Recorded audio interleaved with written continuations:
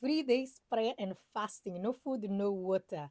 Blessings and honor, God does it all. Listen, I need to share with you my 3 days prayer and fasting this week. No food, no water. In my last video, I made it on a Saturday. I said the God of miracle is telling you, is calling you to believe that He is still a miracle working God. If you believed every day, you will receive what you believe for, what you're praying for.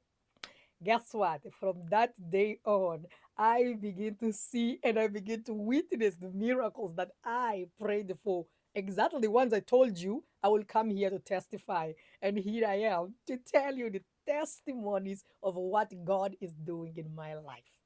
So, what are the miracles? First of all, bills are getting paid. As you guys know, that God has asked me not to work anymore. I have to stay home. But every month, God is providing tremendously. And I lack nothing. If I tell you I'm blessed and I'm grateful for it, I am. Because God literally shows up every end of the month or even in the middle of the week for whatever I think God brings it to pass. So it's been a blessing to be able to do the will of God, and God continues to show up, and me not even missing anything. Okay? So, what is the second blessing? This is what I've been doing on these 3 days prayer and fasting because this is the biggest one. I've been reading my Bible when I pray and fast. I just enjoy spending time with the Lord, worshiping.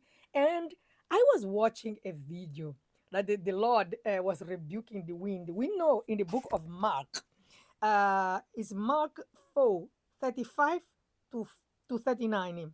It says that the Lord told his disciples, let's cross to the other side. And there was a storm that came against the disciples while they were there, and the Lord Jesus was asleep in the boat. The disciples began to panic and wanted to wake up the Lord. And they asked him, don't you care, teacher, that we are perishing? Then he arose and rebuked the wind. And he said to the sea, peace, be still.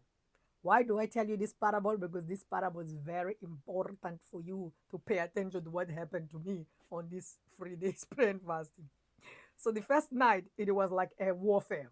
It was literally warfare. I could feel the punches, you know. Yeah, I was like, wow, that's what happened in the spirit in my soul right now. They're fighting for my spirit to go to hell, but I'm not going there. No way. Then the second night, it was like a little bit ease. The third night, again, ease. But when I finished my praying and fasting, this is the real deal. So what God showed me, God wake me up in